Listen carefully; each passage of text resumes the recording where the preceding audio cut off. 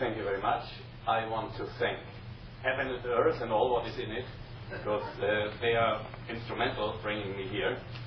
And I want to thank all these friends who are here, who astonishingly keep me awake in spite of jet lag.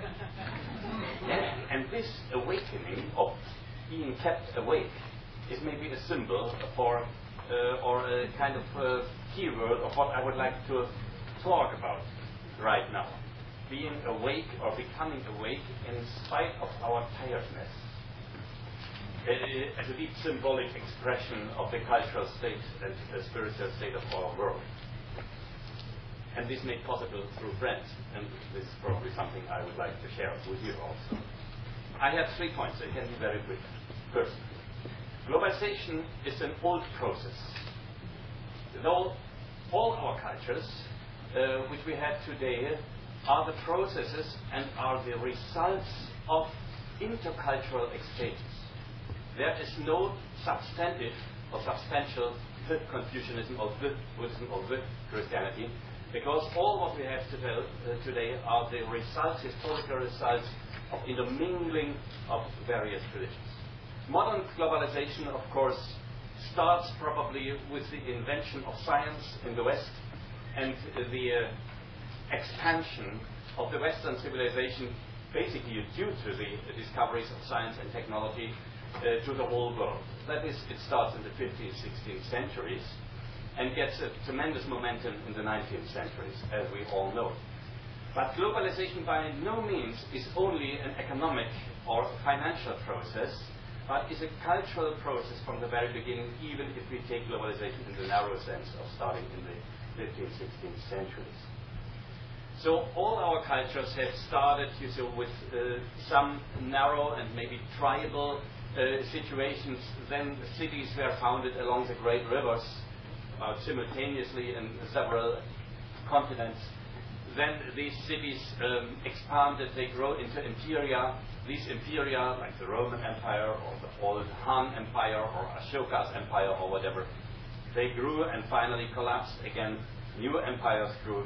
This is the change. This is the reality of history.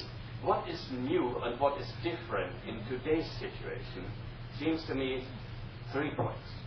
The first is, for the first time, I think the whole world is included, even the Arctic and Antarctica.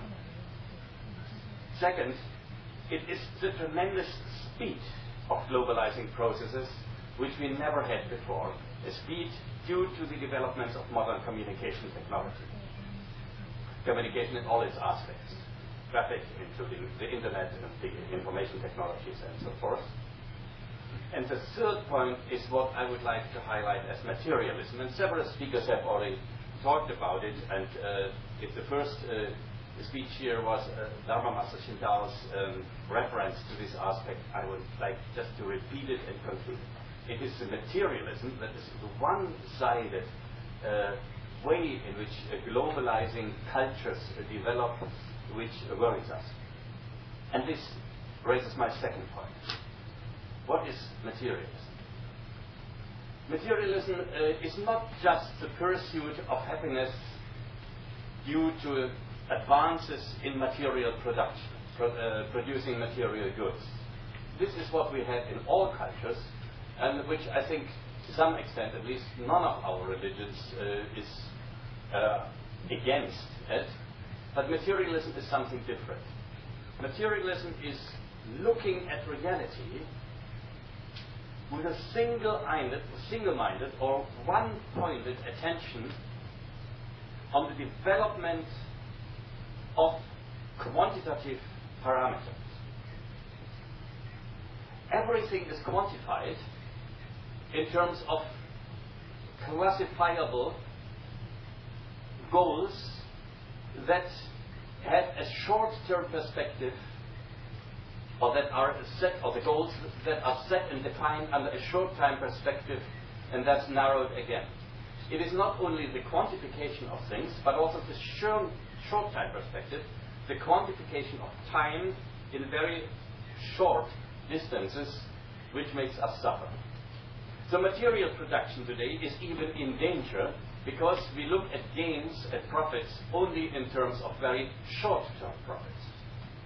What ruins us is this short-term ideology, which we have in economics, which we have even in our educational systems, which we have in our social systems, including medical care, and so on. Take this example of medical care. Recovery requires time. If you want to shorten it technologically by giving certain drugs and certain means and don't allow the time for a recovery, you will have a disaster and a bad result after some time. And not allowing the rhythms of nature, the rhythms of life to develop by cutting it short because of a certain one-sided view on quantifying time is what I would like to call materialism. We have this materialism not only in the production of material goods, we have it even in our religions, we have it in our production of books, in our production of ideas, and so on. This materialism is based on greed, as the Buddhist analysis obviously is right to figure out. It destroys not only our soul, and this was touched upon by Dharma Master Shinto at the beginning too, it destroys also our freedom. Freedom is certainly one of the great ideals of most of our religions, and has been put into political action, at least by the French Revolution and the American Constitution. Freedom, in rhetorics of freedom, is one of the most cherished goals of our lives today. And we say that our present civilization is proud and happy because it lives in freedom. I think this is a delusion, because our freedom is not only limited, but is really destroyed by this type of materialism which we are just talking about. This kind of materialism destroys our freedom of choices in life, destroys our lifestyles, because we are just running after the next product. We are running and running like the rats in a wheel. We may have the freedom to choose between two different toothpastes, but the toothpaste, though the brand is different, contains the same poisonous chemicals.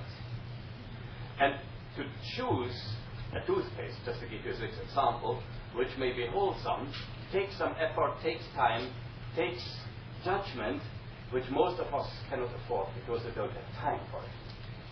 The modern civilization and the modern run after a materialistic, or because of the materialistic quantification of time and goods, is really killing freedom.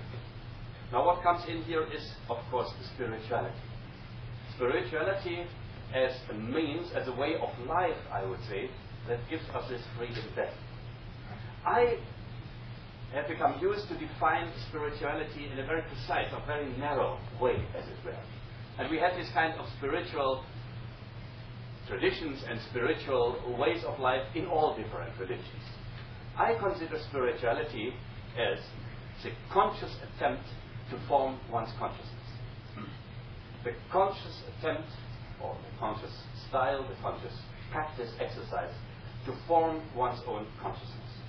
The way we think, the way we feel, the way we make judgments is not something given by nature, but is culturally informed. To see this, to judge it, and to form it according to our insights, to form our mind, is spirituality. And here I think two aspects, I have to be very short and very limited, I can only highlight two aspects. Two aspects of this self-formation of our mind are most crucial, most important to overcome this narrowing and finally deadly type of materialism we were talking about.